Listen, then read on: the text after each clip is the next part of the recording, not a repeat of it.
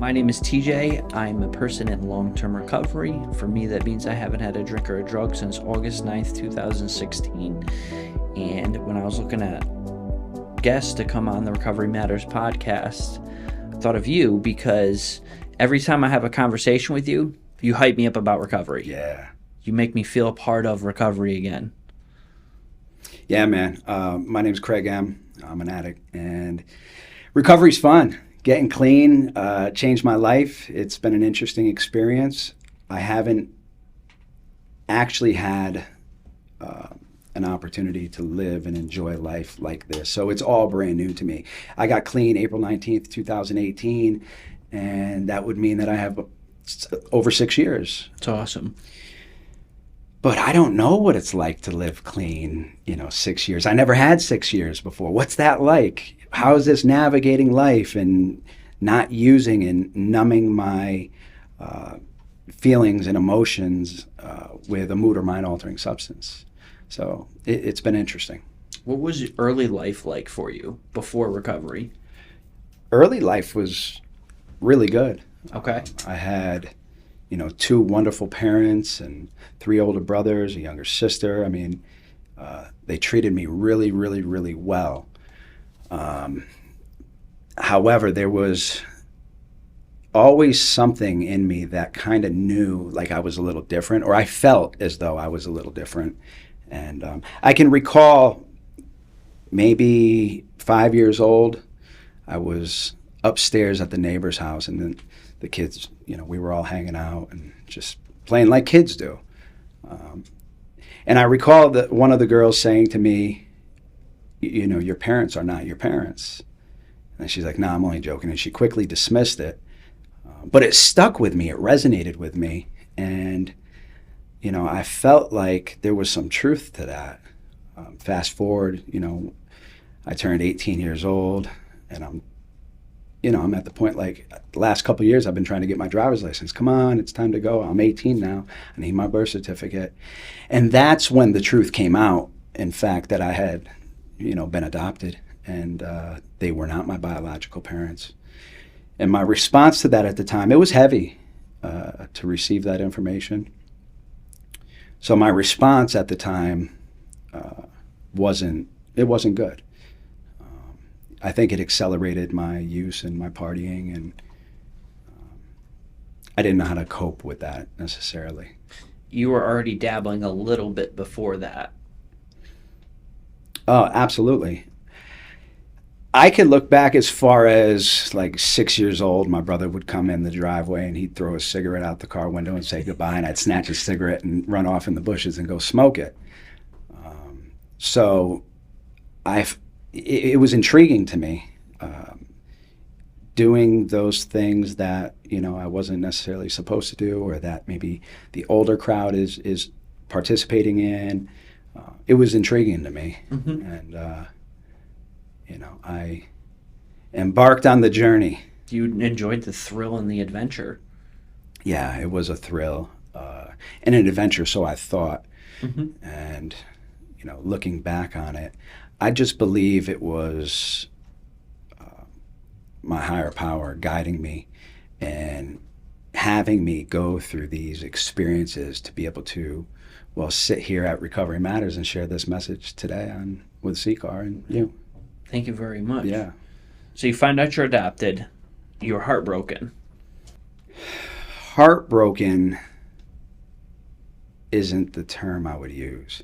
Okay. I was young, I was angry and confused, and it was heavy. It was really heavy. So, I mean, that night that I found out, I can recall that I was using some sort of hallucinogenic. So combine that with the news, it was a horrible combination. So you had a bad trip. I don't know if I would necessarily call it a bad trip, but it was just the catalyst that set the events in motion for me to continue to make bad decisions. It was an opportunity for me to use this experience as an excuse to behave poorly and in a negative manner. Yes. And I certainly paid for those consequences. My use accelerated to heavier substances, and what transpired is that, I went to any ways and means to get more, even that if that included, me causing harm to myself and the community. And that's ultimately what happened. And, I did some time in prison. Yep. I think that, I was probably in and out of prison from early adulthood to just 6 years ago. Yep. And that's when, this recovery really grabbed hold of me. When you were in prison, Yeah. did you ever get that, like, hey, recovery might be for me? I at least got a little bit of willingness to check this thing out? Yeah. I always knew I was an addict. Okay. The first time in prison, I kind of, went down to some of the meetings, and, even going back, like, my parents would encourage me to go to some NA meetings, and, I tried that as a teenager. I just didn't feel like I belonged. I felt like I was too young, and how could I possibly not have a drink or, any mood or mind altering substance for the rest of my life? I couldn't see how that was possible. All my friends are having fun. They're all partying. Well, I can't participate in this. And I just felt it wasn't for me. So in prison, I thought, I'll get out of the cell and go down to an NA meeting, or get out of the dorm and go to a meeting. And it was interesting, and I felt as though that I could relate, but I just wasn't ready yet. And I had about 20 more years of research that I had to do. Yeah. So how did that go? I mean, like I said, I was in and out of prison for a number of years, and I can recall probably about 24 years old. I was incarcerated for 8 months. I took the time serious, and I got my GED, and I really thought, like, yeah, I'm going to come home and I'm going to be a good parent. And I went down south, and things started, happening. Things were really good. I found a career in sales down there, and things were good for a while. But then, Thursday nights would roll around, and we were celebrating a wonderful week, and I'd go out and drink with everybody, and everybody would go home, but then I wouldn't go home. I would find myself, by myself for the next few days in some hotel room somewhere, and I didn't show up on Friday, and everybody's looking for me on Sunday, and Monday morning I roll in and I'm bumming cigarettes. Yep. I had blown everything from the prior week. Yes, everything. And that went on for a long time. It was, I felt like for a while I would get hold of it, but my health was, deteriorating. I can't possibly continue to drink and use at that level and not care for myself or my physical, spiritual, or mental well-being, and not suffer some sort of consequence from that. Yes. I came back to Connecticut in the early part of 2010, and we started a business here. I can recall during that time I decided to take everybody out for a Christmas party, and we went to Hibachi. It was a great night. They're shooting the sake across the table. It's all over my three-piece suit. Yep. And I don't recall too much after that. But I did get arrested that night for a DUI. Okay. And, that had me back behind bars for probably another 10 months. So it was at that point that I was like, okay, maybe I should take this a little bit more serious. Maybe this would actually work. Maybe AA or NA is something like a 12-step fellowship is something that I could really use. So I remember the men coming in from H&I and sitting down in the room in the county jail and listening to them and just watching them and wondering, how is it possible these guys are coming in saying they got 10 years clean and 15 years clean? I don't actually, there's no way that's possible, is it? Mm-hmm. They got to have a drink at a barbecue or something with their family and friends. So when I got out, I kind of just, continued to engulf myself in work and family, and it really just, it was a non-issue for a while. Like, it didn't come back up for a few years. And you're just out there on your own, holding on for dear life kind of thing, or you? No, I wasn't out there on my own. I was a homeowner at this time. My first wife and I had recently gotten a divorce, so it was just me and the two kids. And, we, were living in this nice house. Then I met another lady. Okay. And we, ended up getting pregnant. And that was my second marriage. She's a wonderful mother. She was, great example of what a woman could be. But I hadn't healed, and I certainly wasn't the best version of me. Mm-hmm. I was still learning a lot. My drinking started picking up, and I enjoyed, drinking a lot at that time. But I wasn't doing many drugs until I started doing many drugs. Yep. And then it just slowly, progressively got worse. I thought I was hiding it really, really well, and I'm going to cop before work every day. You have at the time I had an Android phone. Okay. And on the Android phone, it will tell me, like, in the morning when I wake up, you got 15 minutes to get to your office, or it will say that you're 12 minutes from home. So it would give me some estimate, because it clocks my habits, my daily habits and routines on where I would travel. And it thought that my drug dealer's house was my job. Right. How crazy is that? Like, bro, you need to clean up. Your drug dealer's house is not your job, and your Android phone thinks it is. And that was an interesting indication. I was like, whoa, this is crazy. So the use really got bad at that time. It just really accelerated, and I couldn't hold on. And I was really hoping that somebody would just step in and direct me. Okay. I'm talking about the end of the road. And I couldn't stop using, but I didn't want to continue using. I was at a very interesting place, and I just didn't know how to get out of it. I tried looking for a meeting one time, and I went to a meeting that was on a schedule, and there was no meeting there. I was like, well, see, I tried, and that was it. So I've had a lot of those experiences, right? Yeah. And it's like, I would be that person that's like, yep, I'm going to take a bus to a meeting, and then, I missed the bus. See, I have to use now, right? Good excuse. Yep. Yeah.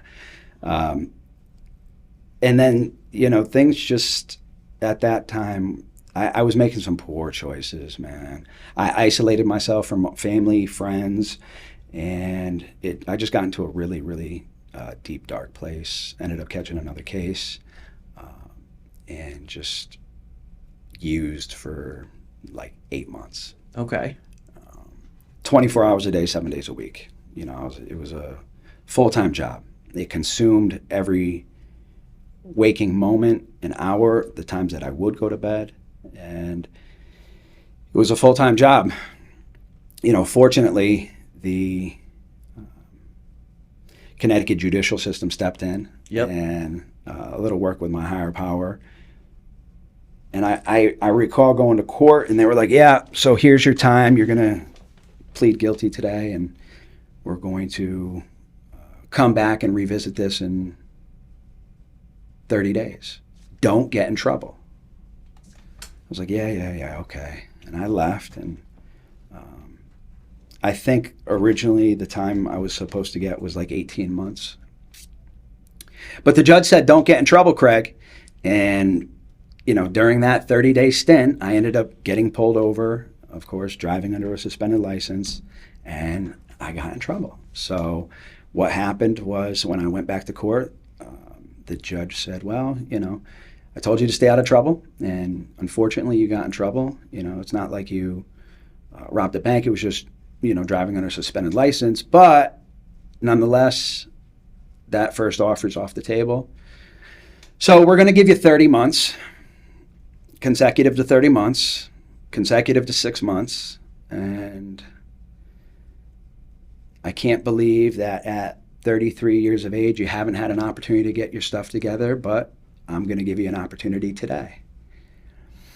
And when I heard that at first, I was like, how is it possible that this is an opportunity to get my life together? This sounds horrible. No, how could anybody possibly get their life together in prison? This is not a good thing. I need treatment. But the judge was right. He gave me an opportunity. Now, resources may not seem plentiful at the time. It might not seem like an ideal situation, and I might not have an abundance of assets or support, but it's what I do with that limited resources. It's what I do with those limited assets. How am I going to turn those into more? And that's basically what had happened. Entering prison, it was sad. My family had always supported me and stood by me through good and bad. And, my father was there through everything in middle school and high school. Anytime, we're in the principal's office or doing something, he made sure that he was there. And he was there to make sure that, not that, he's advocating for me to make sure that I don't get in trouble, just to make sure that I'm treated fairly. And, it was always good to have him by my side. But this time was different. This time was a little bit different. He tried something different, and it's called tough love. And I'm grateful that he did that, because it got me to where I am today. So you walked away, and you go in. I go in, and we start the process. I wasn't. Were you sober? So when you go into prison, are you like me, where like I go into prison, like I literally used to like that morning, and then it's like the party bus drops you off at court, and they haul me away, and I'll just detox in there and figure it out? Or did you go in and you were like, you know what, like I'm gonna clean up, or the party bus drop you off? Yeah, I was up for 9 days before I had court that morning. Yep. And I get to the courthouse. I came with, a sweatsuit on, gray sweatsuit, 3 white T-shirts, 3 white pairs of boxers, 3 pairs of socks on, and it was the beginning of July. Sweating, using, and I didn't obviously want to go in. There's no barbed wire or corrections officer or warden or anything that's going to stop me from finding ways and means to get more. And even if that means me smuggling something into the prison to get through the first 30 days. And that's exactly what I did. I came in, they sent me to the dorm, and I had a top bunk, and I just remember going to bed and waking up like 3 days later, and the whole prison went on lockdown, and I, quickly went out to the bathroom and got everything out of me that was there, and that was the beginning of my prison sentence. And I didn't really know how much time that I had until the counselor came in like a week later after the lockdown, and she was like, "Yeah, you got 30 months." I was like, "All right, cool, 30 months, let's do this." They transfer me out to a different facility. I go through the whole processing thing until they get me to, the facility that I will be at. And it's an old prison, Osborne, here in the state of Connecticut. Yep. It's not fun. It's really, really hot in the summer. It's really, really cold in the winter. Most of the blocks are all old prison cells. It's very dark, gloomy, loud, and it's not a fun place to be in. Are you ready to make a difference in the lives of others? If so, then you should consider becoming a recovery coach. Recovery coaches are trained to help people in recovery, seeking recovery, or struggling with addiction. They provide support, guidance, and resources to help people on their recovery journey. CCAR Training is the leading provider of recovery coach training programs. Our programs are designed to teach you the skills and knowledge, what we call the science, while giving you an understanding of your own art needed to be a successful recovery coach. We offer a variety of training options, most offered online. If you're interested in becoming a recovery coach or just learning more, I encourage you to visit our website or contact us today. We would be happy to answer any questions you have and help you get started on your journey to becoming a recovery coach. We hope you'll visit us at www.addictionrecoverytraining.org to learn more. And I just remember being in the cell there and just, 23 hours on lockdown with another man in such close quarters. I'm like, I got to figure out a way to, get out of this situation that I'm in. I need something a little bit less restrictive. And on my way to the chow hall one day, somebody had mentioned to me that they had this smaller dorm area with like 68 men in it, but it's a treatment program. It's called Tier 4, and they said that it's an opportunity to be in an environment that's not as loud. It's very clean, but it's very restrictive. There's a lot of rules, and you can use the phone whenever you want, shower whenever you want. You're out all day, and you may have an opportunity to get a private room with a door where you can come and go out of the room kind of as you please to be able to. And I was like, wow, that sounds appealing. All right, sign me up. So I sent the request, and they brought me over there. Tier 4 was interesting because, as I said, there was a lot of rules. It's a recovery-based program, and when you get there, you sign this rule sheet, and it's all governed by the community. Yes. All the members of this community in jail make these rules, and you're assigned a peer mentor. I was assigned a peer mentor, and the recovery process started. We would go down, we would have meetings every day. Sometimes, multiple meetings. H and I would come in down in hospital basement or the chow hall. We'd go down there, and I started to listen to these guys. And again, they're coming in. They look real good. They got tan skin and gold chains on and nice shoes. And they're talking about how they went out to dinner before this. And I'm like, oh man, I would love to go out to dinner. I'm so sick and tired of eating this slop in here. But I couldn't understand it. I couldn't get it. I was just like, how can they possibly claim they have all this time clean? And it was interesting. I spoke to one of my counselors at the time, and my counselor, I was telling my counselor, like, everybody uses something. They're drinking or smoking weed, or everybody uses something. And that's when she looked at me and she was like, no, Craig, everybody doesn't use something. Everybody uses something. And that was kind of a profound moment to where it was like, oh, I got to change my network. I got to start hanging out with some winners, some people that do different things and are about different things and not just about partying and using their entire life. And it was in that moment I was like, okay, yeah, maybe she's right. Maybe this could work. Maybe I'm doing the right thing. So I went through that whole process for like 11 months, and I came up for parole, and I was excited. I went to the parole board, and then they indicated that I was going to be leaving probably around August, and this was March of 2018. Yep. So March of 2018, I'm thinking like, yeah, I'm leaving. I'm getting ready to go home in August. This is going to be fantastic. And then a couple weeks later, I get this mail, like mail call. Craig, you got mail, and I'm going through it, and there was like a memo or something. Osborne Records Department, dear Craig, the 30 months you were serving is actually 30 months consecutive to 30 months consecutive to 6 months. We made an error on your timesheet. You got 36 more months left to serve.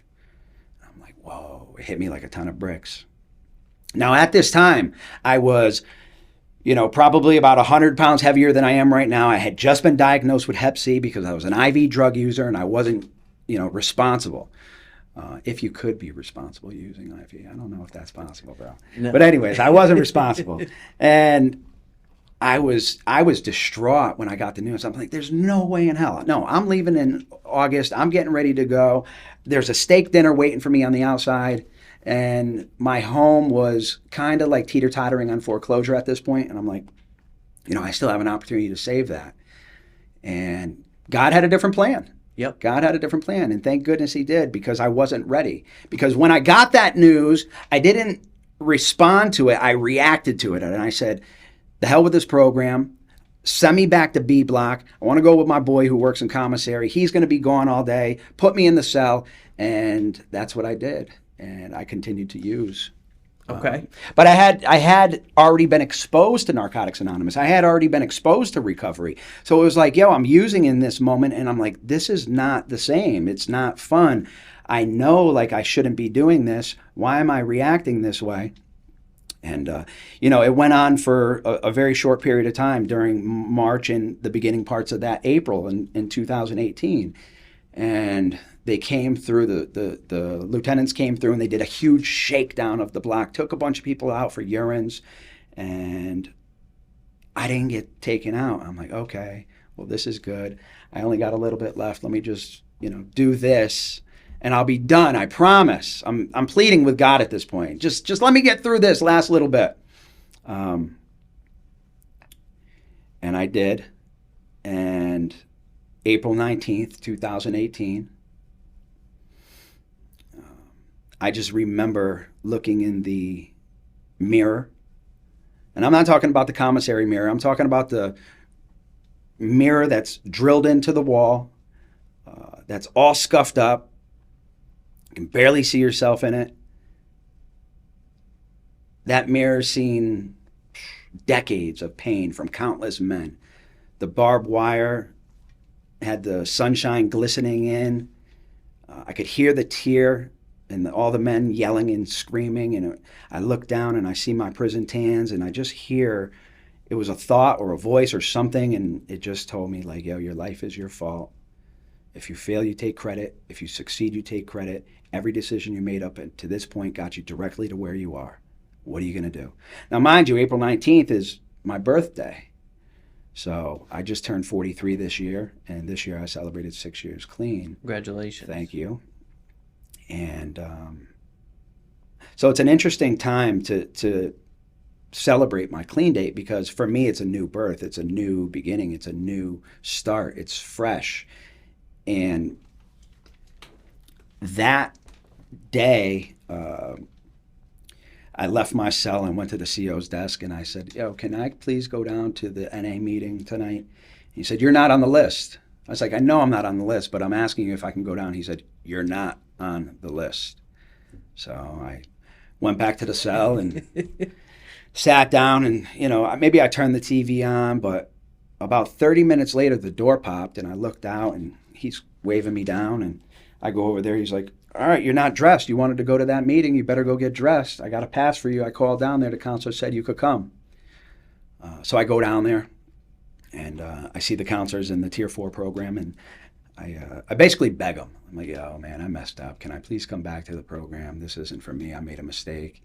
And they let me come back. They let me come back, and I finished the program, and my recovery accelerated at that point.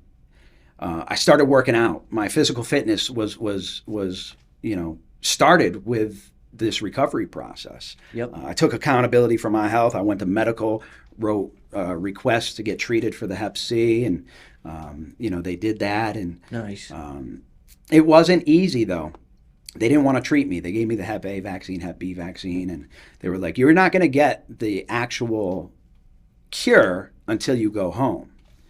And that answer wasn't sufficient for me. It wasn't good enough. So I wrote grievance after grievance, and they transferred me out of the facility. I had a great unit manager in Tier 4, and she had called me down to her office and helped me go to this second chance program down in Cybosky. Wow. And that's when I met CCAR, really. Okay. That's when CCAR came in, and they were at like some event they had, and I was like, what is CCAR? What is that all about? And I started learning about the community of recovery coaches in the state of Connecticut, and how, similar to the program I was in Tier 4, how peer mentorship could be used to help other people recover through their stories. And I was like, this is interesting. So it's just a different form of sharing experience, strength, and hope. Now, I know there's multiple pathways to recovery. Yep. What worked for me might not work for somebody else. Like, what worked for me is Narcotics Anonymous. That's how I got here. There's no backup plan. There's no plan B. This is the last stop on the block for me. I know where I belong, and I'm glad that I know that today. Going through that the second chance program in Cybosky was really interesting, because it wasn't like Tier 4. Not everybody there claimed to be an addict. Maybe they should have. Maybe they shouldn't have. That's for them to decide. But I knew that I was, and they had this one cube dedicated to groups, and we started a lot of different recovery groups, step writing groups, and then there was also other groups that we were able to create and form. And I created one called Credit Awareness, where I was able to teach men about the importance of credit and how to rebuild credit. And it was important for me to remember that for myself, because I had a huge journey up ahead of me. Coming home, I created I created a huge mess, a huge mess. The person I harmed the most was absolutely myself. And I didn't understand that until I did an 8th step, and my sponsor made me redo it about, 4 times before I came to the realization that, I needed to make an amends. I needed to be willing to at least make amends to myself. And what did that look like? Well, that looked like not using no matter what. That looked like taking accountability for my life. It looked like helping other people. And I didn't know exactly how it was going to happen. I just know they said, don't use, get a sponsor, do step work, go to meetings, raise your hand, take service commitments, and have a relationship with a loving and caring power greater than yourself. And that was the formula. That was the formula that they told me. And I listened very intently, and I knew this time coming out of prison, I didn't have any other options. I had to stop using. Like, every time I used, it always led me back to the same place, either homeless and then eventually in jail. And I'm lucky that I wound up in prison, because the reality is the types of drugs that I was using are killing hundreds of thousands of people every single year. Yes. So I can't look back and say, was I a lucky one? Was it just, was it supposed to happen that way? Was it? No, man, it was the loving and caring power greater than me that was guiding me through that process to be able to provide this experience to be able to help somebody else along the way. Tier 4, there was this big sign, not Tier 4, the second chance program, there was this big sign above the door when you walked out of the dorm every single day.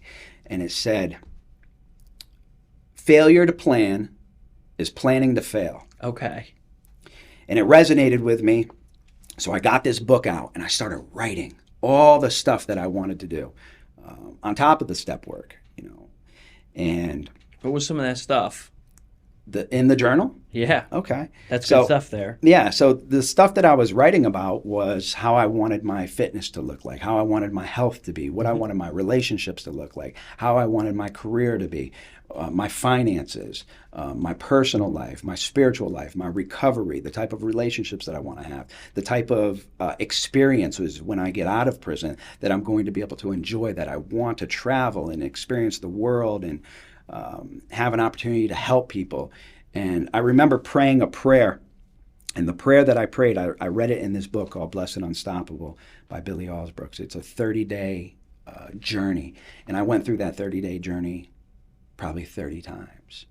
And this book, said that the most dangerous prayer that I could ever pray is for God to use me. And I would pray that over and over again. Please, Lord, just use me for whatever you think is necessary. And I like to believe that he's doing that today. So being in the Second Chance program, one morning I got a knock on the bed. It was like 7 a.m. They're like, go down to medical. I get down there and they're like, here's your medication. I'm like, wait, what is that? And they're like, oh, that's for the Hep C. That's the cure. So all those grievances that I was writing, eventually something happened. I don't know how, but it did. And I got the cure, and, I'm clear of that ever since. Hard work paid off. Hard work paid off, man. Nobody's going to advocate for myself like myself. Yes. I remember the unit manager when I first got to the Second Chance program. She's like, Craig, I never had somebody write so many requests to get in here. You better not fuck this up. I'm like, listen, I had to write those requests because if I didn't, who was going to do it for me? I needed this experience to be able to create a plan for when I get out of here.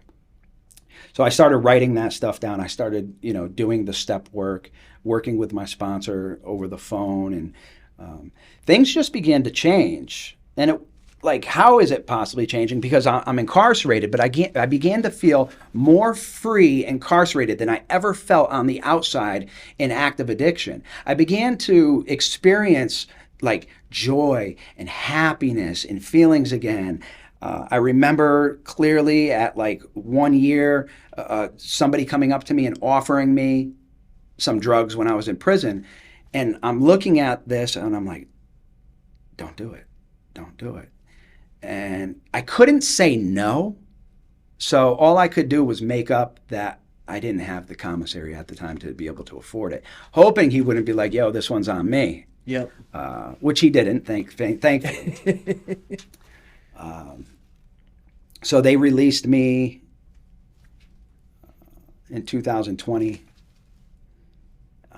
after COVID. What was the first big trip you took in recovery? First big vacation? Yeah. Oh my goodness, there's been so many. You're a big vacation guy. Yeah. I don't take vacations. Okay. I don't vacation. You work vacation. I don't vacation because I don't need a vacation from my life. My life is too good to take a vacation from. You take a trip. I take trips. Okay. I take trips. My favorite, I like the Dominican Republic. Nice. The last few years, I think I've been to all the islands in the Caribbean. I experienced Mexico, Cancun this last New Year's. That was really cool. I enjoyed that experience, and when I was released from prison, I was on parole for a little while. Yep. And starting that process, you can't travel much. No, not at all. But my career, there was some opportunity where I had to travel and I had to go to some functions. And the first big function I had was down in Miami. And it gave me an opportunity to go down there for work. And I had an opportunity to experience, Miami for what it was. I remember waking up at 5 a.m. to go for a run.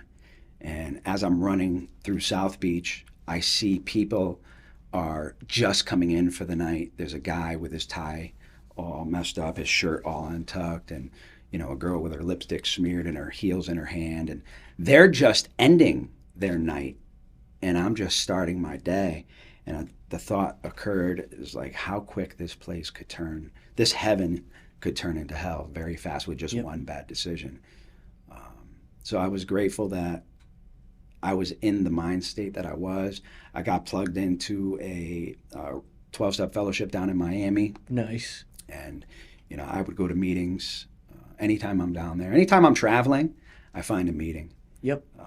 Sometimes they're not easy to find. I was in the Virgin Islands for the 4th of July. It's called Carnival there. It's a huge party in the streets. Okay. It's a wonderful cultural experience unlike any other. And there was this, I went to have a dinner one afternoon, and we're overlooking this beautiful crystal bay, and the water is just so good. And they didn't have any seats in the restaurant. They said you could sit at the bar. I was like, cool. I don't have any problem. I'll sit at the bar. Yep. But this one night, that alcohol was talking to me, and I'm looking at it, and my brain's telling me, yo, that might sound like a good idea. Thank God I got a strong network. I was able to call my sponsor and just talk to him, And he's like, all right, so what are you going to do? I'm like, well, I'm definitely not going to have a drink. But it was interesting that no matter how much time in recovery that I have, I'm not exempt from the disease trying to come back and enter my life. I'm not exempt from potentially being able to relapse. So it's important that I stay plugged in, attend the fellowship, talk to my network, work with my sponsor. You know, I started my steps in 2018 in prison, and I completed my first round of 12 steps, you know, shortly after I got out. But it's 2024. I can't stay clean in 2024 on 2018 step work. That ain't going to happen. There's new things that have come up in the recovery process that it's an ever-evolving journey. It's a process, and it is about the journey. There is no destination. So, you know, the cool part about that experience is that being in the Virgin Islands, my higher power stepped in. And after I left that dinner, I'm walking down the street and just exploring the area. And there was this little church, and the door was slightly ajar, and there was this blue triangle on a wood sign sitting outside of the door that had the door propped open. And I'm looking, and I'm like, hold on a second. This looks like there's an AA meeting in here. Yep. So I walk up to the door, and I'm like, am I in the right place? They're like, absolutely, have a seat. They gave me a hug. They weren't drinking no coffee because it was hot as shit. Okay. But I found my place. I found my people. And it was really reassuring, and I was so grateful that that was there in that moment. And that's another example of this loving and caring power showing up in my life to be there right when I needed it. It's really cool how God works in our lives. And I remember that feeling that you're talking about sitting at that bar. So it's probably 3-4 years sober, had my entire life together, started to hit some like emotional bounce in recovery, right?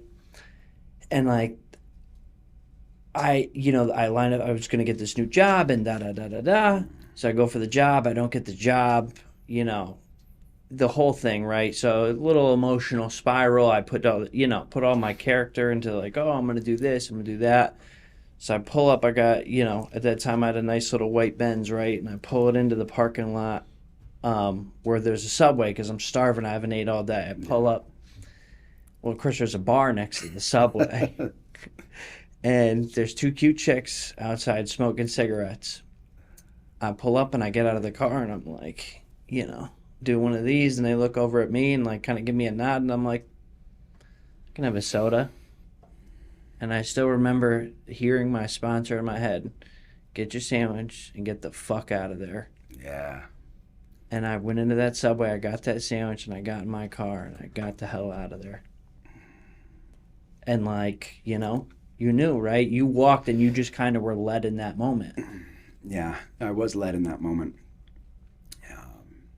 You know, coming out of the prison and coming into society, the halfway house was a real interesting place to be.